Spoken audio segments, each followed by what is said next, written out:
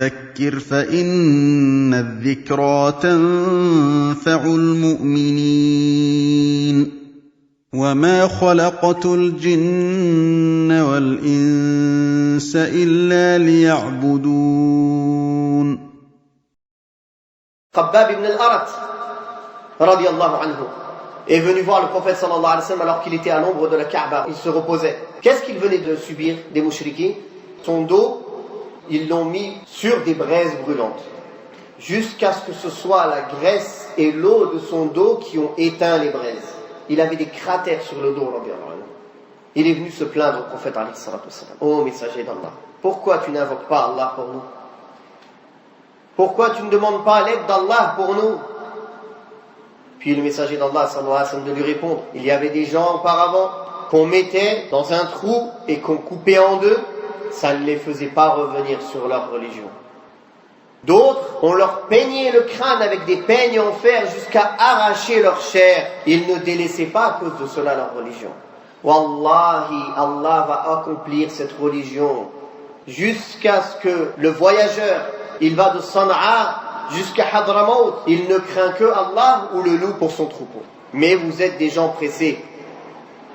D'ailleurs, dans un hadith authentique avec toutes ces chaînes de transmission, rapporté par l'imam al-Tirmidhi, le hadith d'Anas ibn Malik, où le messager d'Allah sallallahu alayhi wa sallam a dit, il va venir une époque pour les gens où celui qui patiente sur sa religion, c'est comme celui qui tient une braise dans sa main.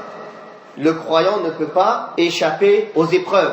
Mais comment il fait pour rester sur la voie? Comme le prophète sallallahu alayhi wa sallam a dit dans le hadith, je vous ai laissé deux choses. Si vous vous y attachez, vous ne vous égarerez jamais.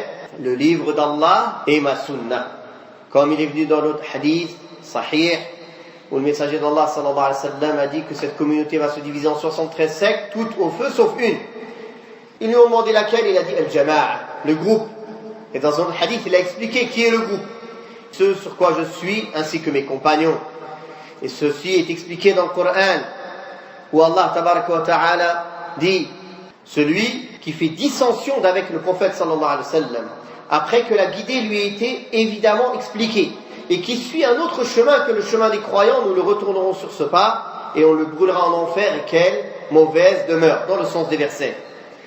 Ici, Allah Ta'ala ne s'est pas suffi de citer seulement le fait de faire dissension d'avec le prophète. Il a dit, et qui ne suit pas le chemin des croyants, qui est le chemin des Sahaba radiyallahu anhum, et des 3 premiers siècles, comme le prophète sallallahu alayhi wa sallam a dit, les meilleurs gens sont mon siècle, puis celui qui le suit, puis celui qui le suit. Donc, pour rester ferme dans la religion, comme Allah nous a appris d'être forts, et que le croyant fort, il est meilleur et plus aimé chez Allah que le croyant faible, et que Allah a ordonné même à ses messagers de prendre le livre et la voix bil quwwa, avec force. Et Allah, il a loué les prophètes qui étaient dotés d'une volonté forte. Donc, ces moyens pour rester ferme, c'est avant tout de réaliser la foi et les bonnes actions, et de se conseiller mutuellement la vérité et de se conseiller mutuellement la patience, comme il est venu dans Surat Al-Asr. De même qu'Allah tabaraka wa ta'ala dans le Coran nous enjoint, prenez aide dans la patience et dans la salat. Et la salat est quelque chose de très lourd, une obligation lourde, sauf pour les gens humbles, dans le sens des versets. De même qu'Allah tabaraka wa ta'ala nous a enjoint dans combien de versets à patienter et à dire qu'une des caractéristiques des croyants, c'est la patience. وَقُلْ رَبِّ زِدْنِي عِلْمًا